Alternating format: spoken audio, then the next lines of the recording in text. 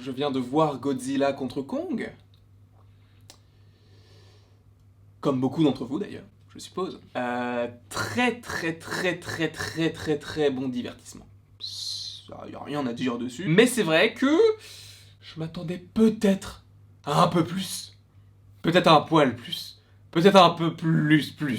Mais c'était un bon film. Je voulais peut-être un petit peu plus de bagarre, etc. Mais pour ça, j'ai été quand même assez servi parce que je m'attendais à un petit peu plus, mais ça m'a quand même satisfait. Mais c'est vrai que l'un des regrets que j'ai par rapport à ce film-là, c'est Godzilla. Parce que oui, en gros, critique spoil, je vous préviens tout de suite, mais en gros, le film se concentre sur Godzilla qui au début détruit en fait les centres de recherche d'Apex. Et Apex, on en parlera d'autant plus dans une autre vidéo. Mais donc c'est comme si Godzilla sentait que Apex préparait quelque chose, d'où le Mecha Godzilla, lié au crâne du Ghidorah. Ça c'est intéressant parce que justement je me pose pas mal de questions. Mais en tout cas, ils ont le crâne du Ghidorah et ils s'en servent pour commander donc le Mecha Godzilla. Et Godzilla lui sent ces choses et veut détruire tout ça. Mais en tout cas, Apex fait en sorte que Kong sorte de la réserve naturelle entre guillemets de Skull Island, même si là c'est quand même pas mal technologique, et justement ils font appel à Kong pour les guider vers la Terre creuse. Sauf que si Kong sort de son habitat naturel à Skull Island, Godzilla risque de le trouver, parce que Godzilla ou Gojira est entre guillemets la créature alpha qui soumet tous les autres monstres sauf Kong. Et Kong lui aussi de son côté se considère peut-être comme le roi, en tout cas le roi de Skull Island. D'où le fait que s'ils sortent, Godzilla va le retrouver et va vouloir le soumettre, voire le tuer. D'où le fait qu'il y a un affrontement. Et c'est ça le petit problème du film selon moi, c'est que cette fois-ci Godzilla est moins humain entre guillemets. En tout cas dans le trailer on comprend qu'il est incontrôlable, on ne sait pas pourquoi. On pouvait penser que c'était un faux Godzilla, on pouvait penser qu'il était contrôlé par quelque chose, par un son, etc. Alors qu'il n'en est rien. C'est tout simplement Godzilla mais qui est poussé par lui-même à rester le mal alpha par rapport à Kong. Et c'est vrai que même si les affrontements sont titanesques et sont géniaux, il faut reconnaître que Godzilla a une importance moindre par rapport à Kong. Je trouve que ce n'est pas forcément ultra bien équilibré, mais ça fonctionne quand même. Et de toute façon, ce n'est pas excessivement grave, puisque tu as quand même eu un seul film sur Kong et déjà 2 films sur Godzilla. Donc c'était possiblement logique que ce film-là se concentre un petit peu plus sur Kong, que l'on a logiquement moins vu. Mais c'est vrai que Godzilla, ça a peut-être été ma petite déception quand j'ai vu le film, parce que je me suis dit, bah j'aimerais plus le voir en fait, je veux plus de Godzilla. Et ça, c'était peut-être assez dommage. Après, il faut quand même reconnaître que le film dure 1h50. C'est vrai que pour un film de cette ampleur, je m'attendais quand même à un minimum de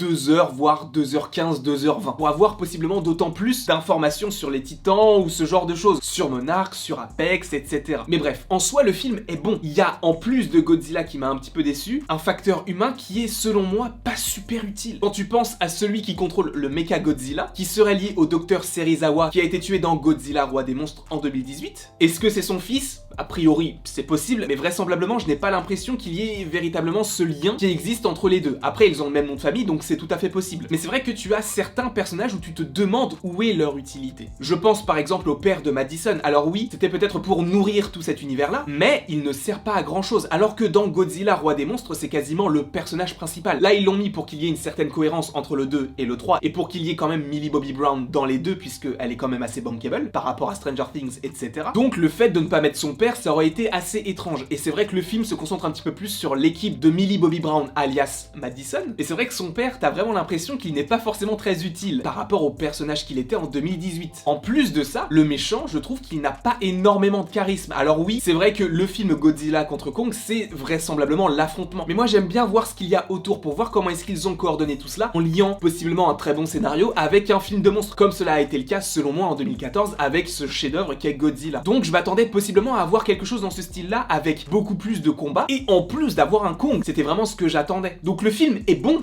en soi, mais je m'attendais à plus. Donc comme je vous l'ai dit, par rapport au facteur humain, je suis un petit peu mitigé, parce qu'en plus de ça, le groupe de Madison, j'ai vraiment eu l'impression en regardant le film qu'il y avait une sorte de microcosme dans lequel tout ce qu'il y avait autour n'interagissait pas du tout avec les personnages, puisque tu vois très peu la population, chose que tu voyais d'autant plus dans Godzilla Roi des Monstres. Après, évidemment, Covid oblige, ils ont dû possiblement réadapter ce qu'ils devaient faire initialement, donc évidemment que c'est un énorme point à prendre en compte. Peut-être qu'ils n'ont pas pu réunir toutes les personnes qui devaient être initialement dans le film, en tout cas dans les premières versions du scénario, d'où le fait que par rapport au Covid, ils ont dû réduire les effectifs, faire en sorte que l'on suppose qu'il y ait plus de population sans forcément l'avoir, alors que par exemple dans Godzilla Roi des monstres, là t'avais vraiment énormément de population, notamment au Mexique, avec la scène du volcan. Enfin, tu savais qu'il y avait beaucoup de personnes. Là, c'est vrai que c'est moins le facteur humain qui prime, puisque peut-être que le film n'a pas pu se dérouler et se tourner dans les conditions les plus optimales pour un tournage de blockbuster. Parce que c'est vrai que je m'attendais peut-être à avoir un petit peu plus d'humains, et en plus des humains, peut-être un petit peu plus d'interaction entre les différents humains, notamment par rapport à Madison et son père, parce que son père, il s'inquiète pour Madison, ok, mais il faut rappeler qu'elle est à Hong Kong. Normalement, elle est censée être aux États-Unis. Là, elle a traversé le Pacifique et elle est allée à Hong Kong. Et son père l'a appelé quelques fois, mais t'avais pas vraiment l'impression qu'il était si inquiet que ça. Après, c'est vrai qu'on ne l'a pas énormément vu, donc c'est vrai que ce n'était pas forcément la relation sur laquelle on allait vraiment se focaliser, mais c'était un petit peu étrange. Par contre, et là, mais Kong, mais je t'aime Kong, j'ai hâte de recevoir mes pop d'ailleurs. Mais Kong, mais t'es incroyable mec. Enfin mec, gorille. Il est hyper touchant. Ça, c'est un énorme point positif dans le film, c'est la relation qu'il a avec la petite fille. Je n'ai pas lâché ma petite larmichette, mais je n'étais pas si loin que ça. Je trouve que la relation qu'il y a entre les deux personnages, elle est extrêmement forte et j'ai adoré voir ça. Parce que Kong, c'est vraiment un personnage, c'est vraiment un monstre qui a l'air féroce, mais qui au fond est tout doux, tout mou. Et on le voit d'autant plus dans ce film-là. Kong, c'est le gros plus de ce film-là. Parce que, en fait, on a vraiment pas l'impression que c'est un film Godzilla contre Kong, parce qu'on a beaucoup plus de Kong. Et encore une fois, comme je l'ai dit précédemment, ça ne me dérange pas du tout. Au contraire, puisqu'on a déjà eu 2 films sur Godzilla et un film sur Kong. Kong, c'est vrai qu'il est génial. Je l'ai adoré, très touchant. Toute la découverte donc de la Terre creuse via ses yeux également, parce que possiblement qu'il connaît la Terre creuse, puisqu'il sait où aller, ou alors il est guidé par justement ses ancêtres, je n'en sais rien. Mais je trouve que ce passage-là dans la Terre creuse est très beau et très symbolique. Et ce serait très intéressant d'avoir Kong en roi de la Terre creuse, et d'un autre côté Godzilla roi de la Terre. Et justement, il y a une question que je me pose aussi, c'est que où sont tous les autres monstres? Parce qu'on sait qu'il y en a énormément, mais dans le film on nous dit ça fait 3 ans qu'on a vu aucun monstre, donc depuis Godzilla roi des monstres. Mais ils sont où tous les autres? Je pense que si tu les avais tous eus, ça aurait pas fait un film Godzilla contre Kong, donc ça me paraît compréhensible. Mais c'est vrai que j'aurais possiblement aimé en voir un. C'est vrai qu'on voit la tête du Ghidorah, et d'ailleurs ça m'intrigue beaucoup, parce que je vais en parler d'autant plus dans les vidéos qui vont suivre, pas aujourd'hui mais dans les vidéos qui vont suivre les prochains jours. La tête du King Ghidorah était récupérée dans la scène post-générique de Godzilla roi des monstres par Alan Jonah. Et Alan Jonah, lui, son but, c'était de réveiller les monstres pour que les monstres, entre guillemets, détruisent la Terre, s'affrontent, etc. pour recréer et rebâtir l'humanité. Là, le crâne, donc du King Ghidorah, est vraisemblablement chez Apex. Et ça, c'est pas forcément logique, parce que j'ai revu le film Godzilla Roi des Monstres, et j'ai constaté que toutes les têtes avaient été désintégrées, donc on peut pas récupérer de crâne. Il y en a une seule qui, il me semble, est tombée dans l'eau, et ça devrait être celle qui a été récupérée à la fin de Godzilla Roi des Monstres. Donc, est-ce que c'est la même tête? Est-ce que c'est le même crâne? Sachant qu'Alan Jonah et Apex ont 2 idéologies différentes, ce serait assez intéressant d'analyser ça, et ça, on va l'analyser, il me semble, samedi matin. Je te parle de Godzilla, je te parle des humains, je te parle de Kong, pas de souci, mais le méca Godzilla. La façon dont ça a été amené, j'étais pas forcément très fan au début, par rapport au fait qu'il y ait les 2 personnages, à la fois celui qui a fondé Apex et Serizawa. Je trouvais qu'ils n'avaient pas forcément assez de charisme et pas assez de temps à l'écran pour qu'on se dise qu'ils étaient si menaçants que ça. Mais le méca Godzilla, mon dieu, mais qu'est-ce qu'il est stylé. Il est stylé et il est tellement plus puissant que Godzilla. Et ça, j'ai trouvé ça super intéressant. Parce que justement, précédemment, on avait Godzilla qui avait vaincu Kong. On peut le dire, il l'avait vaincu. Sauf qu'après, tu as le Mecha Godzilla qui avait, entre guillemets, vaincu Godzilla. Et à la fin, tu as Kong qui, lui, détruit le Mecha Godzilla. Donc c'est une sorte, entre guillemets, de schéma triangulaire. Dans le sens où tu as Godzilla qui a battu Kong, Kong qui a battu le Mecha Godzilla, et le Mecha Godzilla qui a battu Godzilla. En fait, même si Kong a perdu face à Godzilla, ça n'enlève pas moins la puissance qu'il a au fond de lui. Parce que oui, il a été, entre guillemets, réanimé par le petit vaisseau via Lind. Le personnage de Kong est hyper puissant, et notamment avec sa hache. Alors oui, lorsqu'il a affronté le Mecha Godzilla, il a eu la hache avec lui, mais qui est alimentée via le souffle atomique de Godzilla. Et donc c'est en soi les deux qui l'ont vaincu, mais tu sens que Godzilla était vraiment à bout de force et que c'est Kong qui lui a porté le coup fatal. Donc en soi, le schéma triangulaire est assez intéressant parce que même si Godzilla a battu Kong, Kong a battu le Mecha Godzilla qui a lui-même battu Godzilla. Donc tout semble s'équilibrer. Et on peut se dire,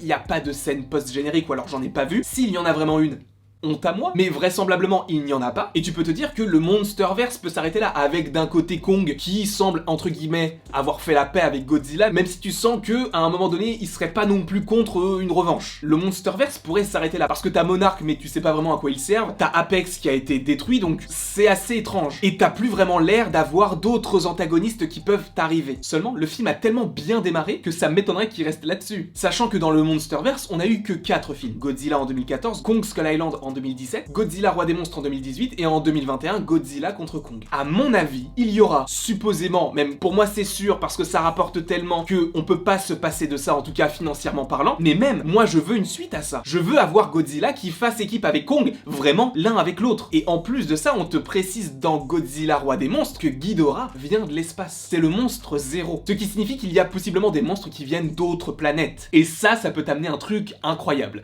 En tout cas, on n'en est pas encore là, mais je pense que Godzilla contre Kong aura une suite. Et je pense qu'il y aura même un Godzilla 3 bientôt et un Kong 2 bientôt. Pour moi, ça semble être logique. Et ce serait même très cool et très osé de la part de Warner, de Legendary, de Toho, etc. de faire un film sur une créature que l'on ne connaît pas forcément. Parce que oui, on connaît très bien Godzilla. Depuis les 30 films qui sont sortis, oui, on connaît très bien Kong. Ce serait très cool de faire un film sur une autre créature qui existe depuis longtemps et qu'on ne connaît pas forcément très bien. Ça, j'aimerais beaucoup. Après, encore une fois, je ne suis personne pour donner mon avis par rapport aux futures productions, mais en tout cas, c'est ce que je voudrais. Mais en soi, le film Godzilla contre Kong, malgré quelques défauts, il reste très bon. Si je devais lui donner une note, donc du Monster, comparable à celle des films, par exemple du Monsterverse, ou à un Godzilla, je lui ai donné 19, ou à un Kong Skull Island, j'ai donné 14, et à un Godzilla Roi des Monstres, 15, je pense que je donnerais également 15 à ce film Godzilla contre Kong. On a eu ce qu'on voulait. Du grand spectacle, un grand divertissement, un combat d'anthologie. Je veux d'autant plus ça par la suite. Donc, s'il vous plaît, Warner, faites-le, je vous en supplie.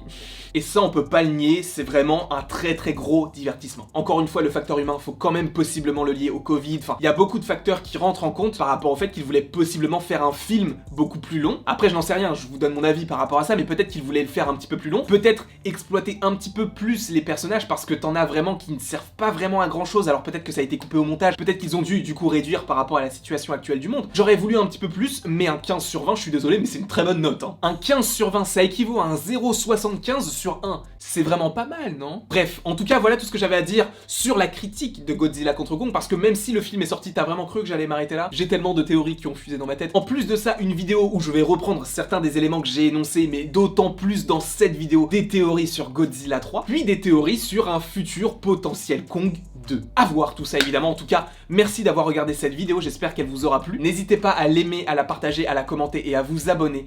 Cela me ferait extrêmement plaisir. Et après toute cette longue vidéo, il ne me reste plus qu'à vous dire à la prochaine pour la prochaine.